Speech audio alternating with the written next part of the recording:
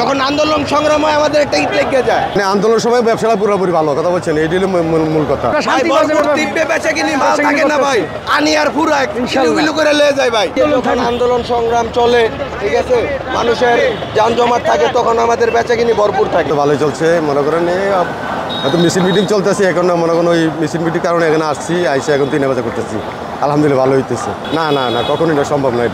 এটা রাজধানীর main road, এটা কিন্তু বসা যায়। এটা বৃষ্টির মধ্যে সবচেয়ে বেশি ভালো হয়। মনে করেন এমনি মনে করেন এই অনুষ্ঠান প্রোগ্রাম মনে করলে তখনই একটু ভালো হয় আর কি। প্রোগ্রাম হইলে আর বৃষ্টি ভালো হয়, মানে আন্দোলন সময় ব্যবসাটা পুরোপুরি ভালো কথা বলছেন, এটি হলো মূল কথা। আনি আর ফুরাক করে লেগে যায় ভাই। জনগণ সবাই এখানে দাঁড়াইতে পারতাম না। ভালো থাকে খুব।